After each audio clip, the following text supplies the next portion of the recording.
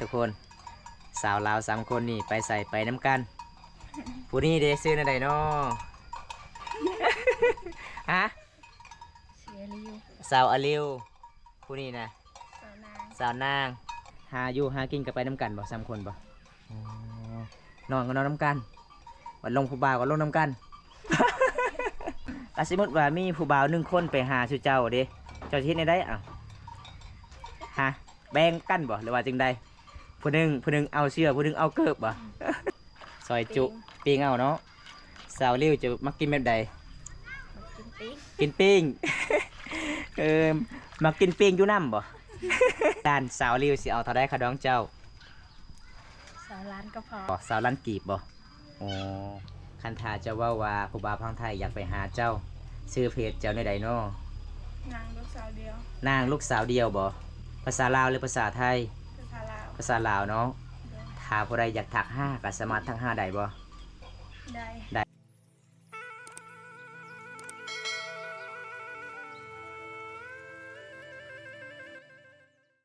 จะป่าวยังไงสบายดี3 สาวเดินไปดีเป็นยังอยู่เนาะฮะนึ่งข้าวปลาทุกคนสาวลาว3 คนนี่ไปใส่ไปน้ำกันผู้นี้เด้ซื้อในใดเนาะ ฮะเสียริวสาวอลิวผู้นี้นะสาวนาง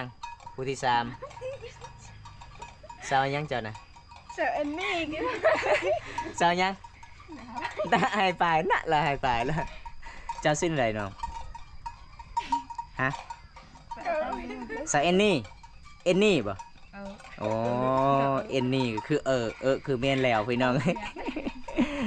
นี่ทุกคนน้องกะใส่เกิบบ่ได้เด้เห็นบ่มันจะน้องเหยียบต่อไปหาหน่อใหม่ทุกคนเลยเป็นตาอีต้นเลยสาวเอ็นนี่พี่น้องเอ้ยเป็นจะได้ไปหาหน่อไม้ได้หลายอยู่บ่น้องบ่ได้บ่ก็เลยเหยียบต่อไปก่อนเนาะ ปลาเป็นจะได้เจ้ากลับแต่ปลาเป็นจะได้ผู้ได้กุยเจ้าผู้ได้อ่องเจ้าฮะย่างเองโอ้ทุกคนเบิ่งตีนน้องใหญ่เลยครับเพราะว่าน้องเหยียบต่อยังต่อหัวเสือบ่ไปกับไผจะไปหาหน่อไม้นะสาวริวกับเจ้าบ่สาวริวเจ้าก็ต่อด้วยกันบ่บ่มีเจ้าโอ้ เอานี่ทุกคนตอนนี้บรรยากาศยามแรงๆสาวนางเพิ่นนึ่งข้าวได้ทุกคนเลยนี่ทุกคนให้ FC รับชมนำกันล่ะพี่น้องเมียสาวลาวนี่เวลาอยู่เฮือนอยู่ศาลเขาเจ้าก็นึ่งข้าวบรรยากาศยามแรงๆทุกคนเลยข้าวยังสาวนางข้าวให้บ่โอ้ทุกคนเลยนี่ทุกคนไก่ก็สิสุกกะไก่ ข้าวก็สิสุกเลยเด้อพี่น้องเอ้ยนี่สาวลาวมื้อนี้ก็มี3 สาวมาเยี่ยมมายามพี่น้องเอ้ยแบบเขาเจ้า3 คนไปใส่ไปน้ำกันเบิดพี่น้องหาอยู่หากินกับไปน้ำกันบ่3 คนบ่นอนก็นอนน้ำกันวันลงผู้บ่าวก็ลงน้ำกัน แม่นลีบ่สาวริวแม่นบ่สาวเอ็นนี่แม่นบ่อ้าวถ้าสมมติว่ามีผู้บ่าว1 คนไปหาชื่อเจ้าเด้เจ้าคิดในได้อ้าวฮะแบ่งกันบ่หรือว่าจึงใดผู้หนึ่งเอาเสื้อผู้หนึ่งเอาเกิบบ่ นี่ทุกคนน่าฮักหลายเลยครับสาวลาวคลิปนี้ครับผมส่วนสาวนางเพื่อนกับสินึ่งข่าวบรรยากาศยามตอนแรงพี่น้องเลยเพราะว่าหลังจากเขาเจ้าการนึ่งข่าวสำเร็จแล้วเขาเจ้าการสิหาอยู่หากินไปหาซ่อนป่าซ่อนเหนียวพี่น้องเลยสาวลาวคลิปนี้ก็ขยันทุกคนเลยได้สาวอลิวเจ้าขึ้นข่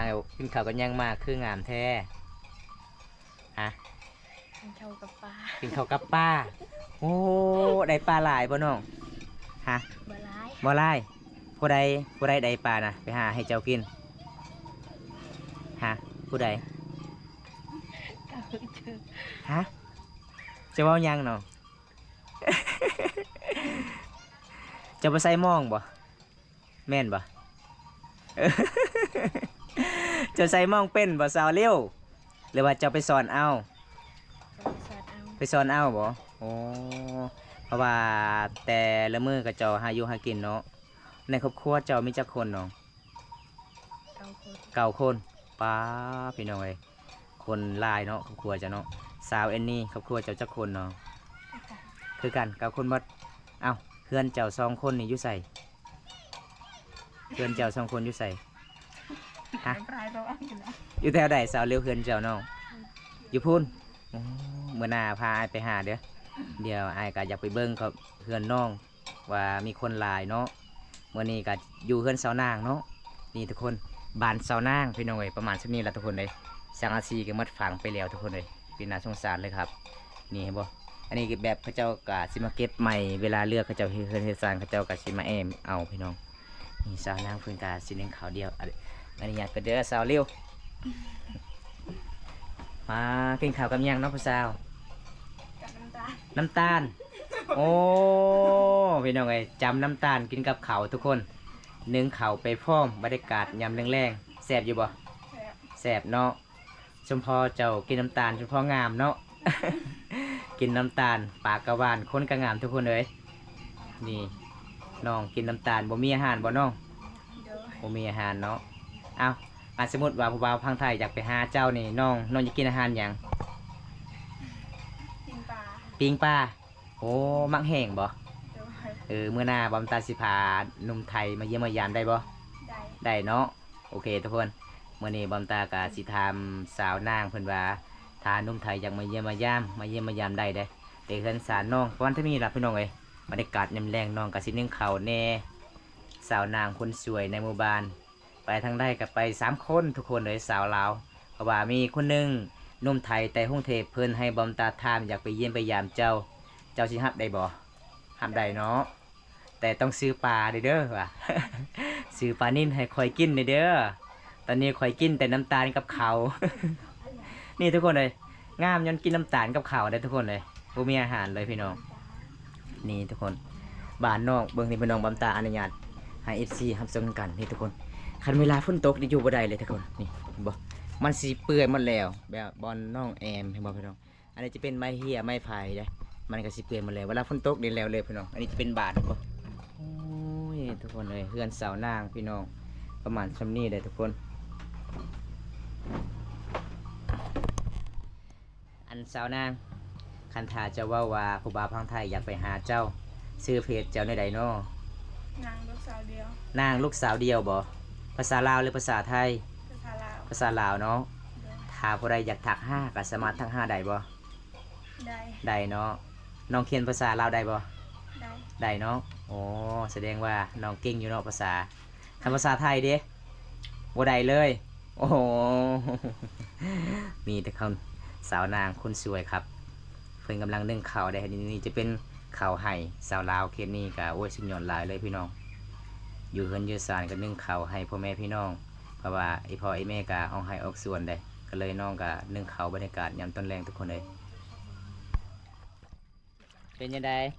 ติดมือติดตีนบอกกินน้ำตาลกับข้าว แม่น อ๋อเป็นบ่มีอาหารทุกคนเลยเมื่อนี้บอมตาคือว่าบ่ได้เจอน้องคัน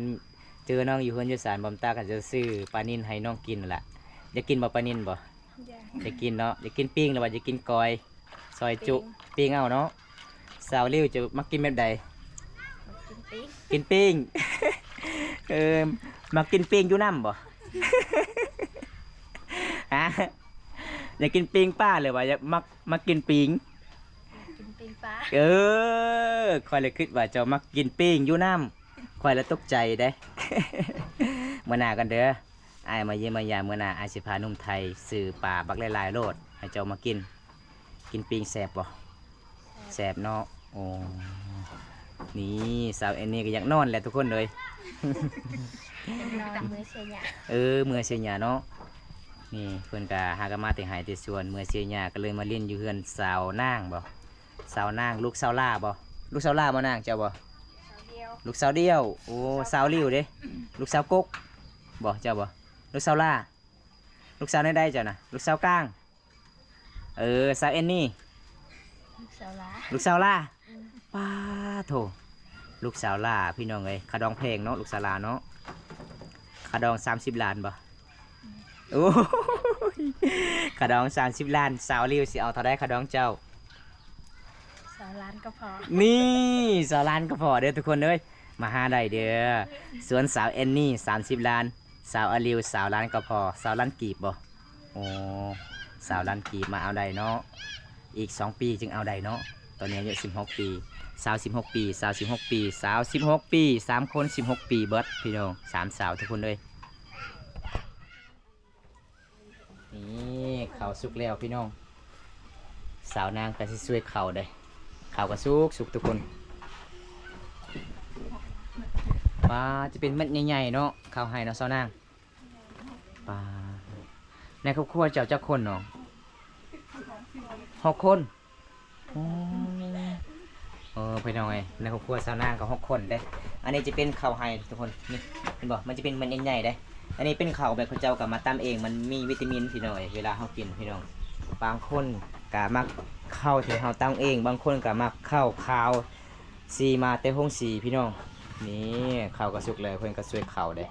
หลังจากเพื่อนสวยข้าวแล้วเพื่อนก็ไปหาสอนปลาทุกคนเลยปลาขนงามสวยข้าวบรรยากาศยามตอนแรงทุกคนอ้าวโทรศัพท์ใครแต่งผู้บ่าวทางหาบ่หรือว่าจังใด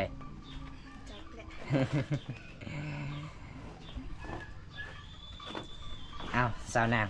แต่ละมือแต่ละวันเจ้าตลอดหรือว่าสวยเขาบ่อ๋อตอนเช้าก็เจ้าตอนเช้าผู้ใดน่ะอีแม่แล้วก็ตอนแรงน้องเนาะ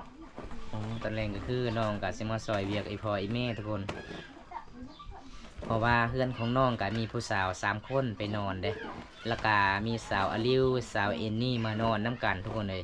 เพราะว่าผู้ใดอยากมาเยี่ยมมาย่ามก็มาถึงเพื่อนสาวนางได้พี่น้องเพราะว่าเวลาเขามาเพื่อนมาซานสาวนางก็เอิ้นโมคูมาเล่นน้ำเด้คือบอมตามมาเมื่อนี้ล่ะพี่น้องสาวนางก็เอิ้นโมคูมาเล่นมันน้ำล่ะพี่น้องอยู่เพื่อนอยู่ศาลเด้สุดยอดเลยครับสาวลาวคืนนี้บ่คุยพี่น้องมวนหลายนี่เพิ่นว่าฮ้อนหลายเพิ่นก็เอาฟ้าหม้อมาฝากทุกคน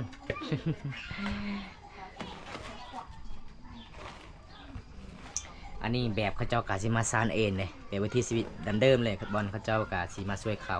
อันนี้ก็คือกระสอบพี่น้องเขาเจ้าก็มาเก็บเอาได้เห็นบ่กระสอบซื้อมาแต่หารแล้วก็เฮ็ดบอลสวยเขาวิธีชีวิตสาวลาวแบบเดิมๆลงชีวิตเขตนี้พี่น้องยังบ่เย็นบ่ยังฮ้อนเนาะ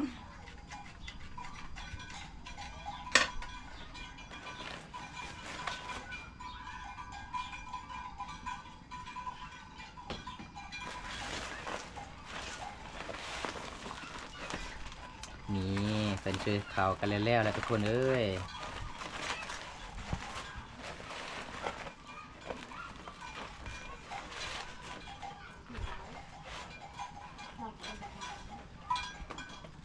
จับเลยบ่สาวนางบ่ได้ฮ้อนบ่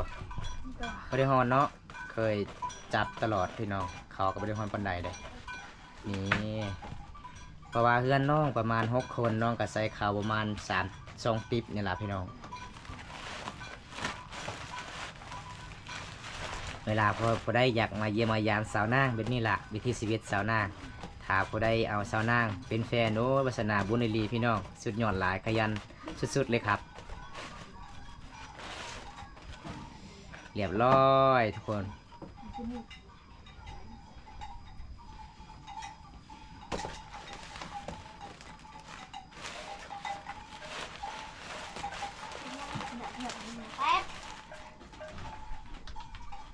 เรียบร้อยพี่น้องมันก็ซิวเขา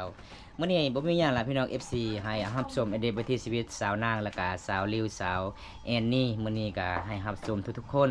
สาวลาวเขตนี้วิถีชีวิตการใช้ชีวิตแบบใดพี่น้องกับนี่ล่ะพี่น้องการใช้ชีวิตแบบบ้านนอกบ้านนาแบบวิถีชีวิตเป็นเดิมๆเลยพี่น้องสาวลาวได้ทุกคน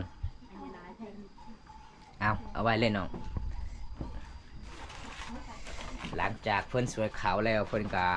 เอาไว้พี่น้องเห็นบ่มันสิเป็นปอกหมดเลยพี่น้องเพื่อนน้องทุกคนเลย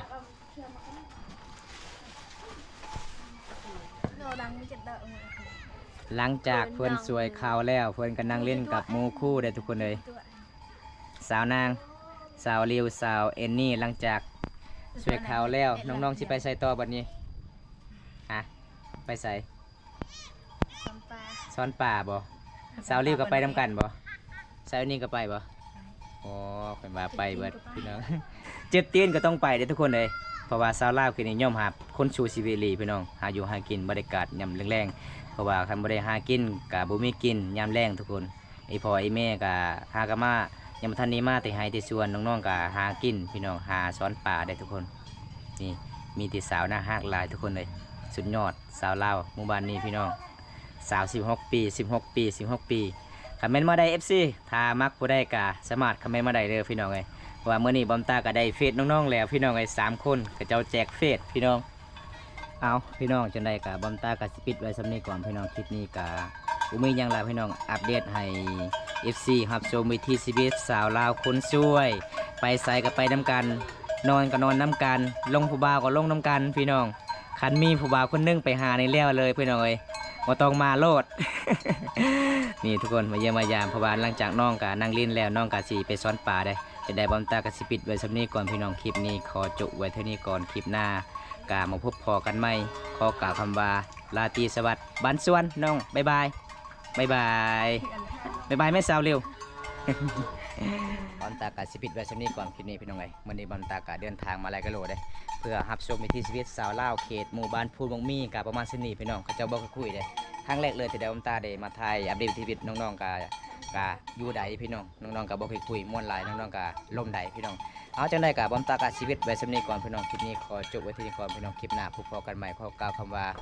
บันส่วนเด้อพี่น้องบ๊ายบายไปกันเด้อ